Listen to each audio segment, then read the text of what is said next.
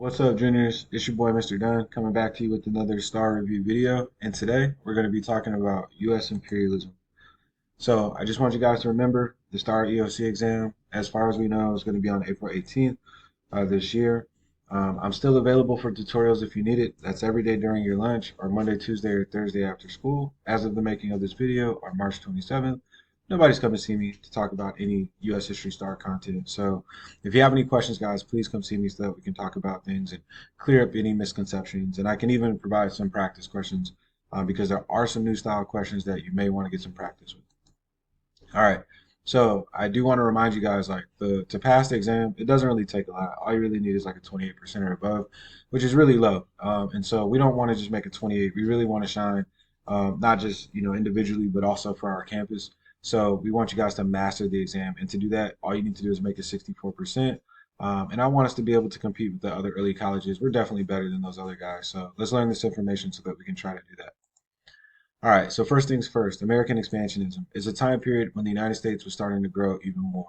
I know that you probably learned about Manifest Destiny, where the United States wanted to control all of North America from the Atlantic Ocean to the Pacific Ocean, and that's been achieved. So at this point, the United States is looking outside of its borders for what other locations it can take possession of. Now, last year during World History, you may remember like events like the Scramble for Africa, where all of these European powers were starting to take over lands in different places, and the United States hadn't really done that yet. So at this point, this is our time to try our own luck with that. So Sanford B. Dole is one American expansionist. He was somebody that lived in Hawaii, and at a certain point, like the people in Hawaii, uh, the natives of Hawaii were kind of slowly losing power because all of these Americans who lived there were starting to kind of gain more economic control of the territory. And then eventually they dethroned the queen, Queen Liliuokalani, and this guy, Sanford B. Dole with the beard up top there, he became the first president of this newly created Hawaii. So he kind of advocated for Hawaii to be annexed with the United States, and eventually it would. Our next person that we need to talk about is Alfred Thayer Mahan. He was a former naval sea captain who wrote a book, The Influence of Sea Power Upon History. And in his book, he kind of just wrote about like this need for the United States to acquire colonial possessions around the world. One, because there was a military component. There's a quote in his book. He says, if the United States does not acquire colonial possessions, it'll be like land birds not able to fly far from its shore in times of war. And so he's pretty much saying, like, for example, during World War II, like if we needed to go fight Japan, if we didn't have control of Hawaii, it'd be really hard to make our way all the way out there. So we needed refueling stations. But he also suggested that there was an economic component to it as well, that there was a need to like have these colonial possessions to maintain our economy and to maintain a global presence. Now, how did we actually expand? So we acquired Alaska in 1867. Gold was actually found in that region. We would also take control of Hawaii as well in 1898. And now we're going to talk about some other possessions that we took control of in 1898. All right, so kind of starts with the Spanish American War. So this is a really important war that we need to know about. So in Cuba at the time, like in the late 1800s, Cuba was still under the control of Spain. And the Cuban people, who lived there, they began to revolt. Like they started to push against the Spanish. They wanted their independence. Most other Latin countries had gained their independence at this point. So Cuba was just like, we want ours too. So they revolted, and Spain kind of like brutally crushed the rebellion. Now, check it out. The United States, we had a bunch of businesses there in Cuba. So many Americans like had businesses there that like we had some interest to protect as well. So our newspapers, like they started to get a little scandalous with these yellow journals. Essentially, we would just call it like fake news, but they were just kind of saying like, oh my gosh, like the Americans, like did you hear what they did to the Americans down there in Cuba? Like the Spanish are wild for that. And obviously, like things probably weren't as bad as they were making it out to be, but they had newspapers to sell. So they made it seem worse than what it really was. So the United States government responded with the USS Maine. So we sent a ship down there. Like we sent the USS Maine to kind of protect our interests just to see what was going on. Like just in case something pops off, it's like, let's have the boat down there just in case like something really happens. Well, 1898, the ship magically explodes. Like nobody knew why. 258 sailors died.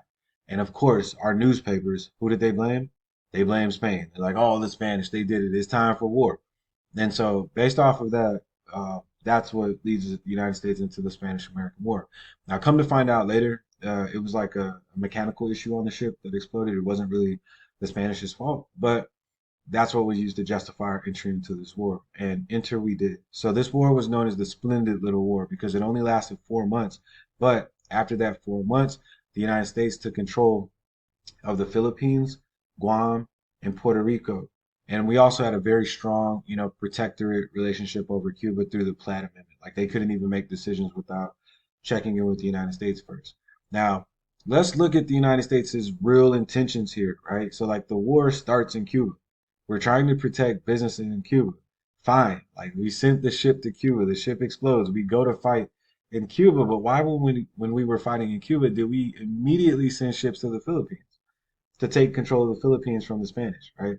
So that kind of shows you like what we were really about. Like we didn't really care about the situation in Cuba. We looked at this as an opportunity to grab some land, and we did that. Now, after the Spanish American War, we also had to spend some time fighting the people of the Philippines because they didn't want the United States there either. Now, one thing that I didn't add here that you may need to know is that there was an anti-imperialist movement as well. Like there were some people within the United States government and society that said, man, like that's not how America gets down. Like that's not a part of our democratic principles. Like it says it in the Declaration of Independence that if you don't want to be controlled by your government, you have the right to overthrow that government and start a new one, right? And to have sovereignty, like self-control. Well, when we took control of the Philippines, like that wasn't sovereignty. That's not democracy. That doesn't represent what the United States is about. But of course, um, having that position in the Philippines, that did give us access to other parts of Asia, which we'll talk about in a little bit. Now, and here we are. So within China, like if you guys remember from last year, Europeans like had kind of invaded China and took control of some regions there for trade. So if you look on the map over here, you'll see that the British, the French, the German, the Russians, and even the Japanese all had these zones where they had exclusive access to trade in. Now, remember, the China at this point has like over 400 million people. So it's like everybody wants to trade there because there's money to be made. All these countries have their own spheres of influence where they could trade it. And the United States was like, we want to get in on that too. So we advocated for what was called the open door policy. And this was kind of suggested by this guy, John Hay, our Secretary of the State, John Hay, like our diplomat guy, who was over like our foreign policy at the time. And so we do, like, we get access to trade in China because now we're a world power. Like, we defeated Spain, took their colonial possessions, we have control of the Philippines, we're right there on the door to China. So why not give us that access? And even earlier than that, we had forced our way into Japan. So through Commodore Matthew Perry, like we sent some ships to Japan. Japan was a very closed off country. They didn't trade with a lot of people. They really only kind of traded with the Dutch at the time. And so the United States was like, hey, Japan, we got these ships. You can open up the trade, or we can use the ships and start blowing stuff up. And so Japan traded with us. So we also kind of had this relationship there. So when we were knocking on the door to China, it was just all a part of this expansionism of the day. Now, another thing that we have to talk about is just like another reason why we get involved in Cuba. Like we needed to take control as a country, like a more territory within the Caribbean and within Central and South America, because when we were moving from coast to coast, like we had to go all the way around South America to get from the East Coast to the West Coast. And this was something that was kind of exposed during the war. Like it was like a military concern, like you want to be able to move quickly throughout the regions of the world without being inhibited in such a way. Well, that's what led to this idea to help push for the completion of the Panama Canal. Now, I say completion because the French tried to do this first, but they failed in their efforts. A lot of their workers died, so they kind of backed off of the project. Now, another thing that needed to happen is that the Panama region was under the control of Colombia at the time. And so what the United States did is we interfered in their politics a little bit. We helped the Panamanian people overthrow the Colombian government in that region so that they could get their independence. And then once they had their independence, we made a deal to help to construct the Panama Canal. And so through a series of locks and all this like kind of technical, raising and lowering of water levels, we built this super effective and necessary, I guess you could say, man-made waterway in Central America that people still use today.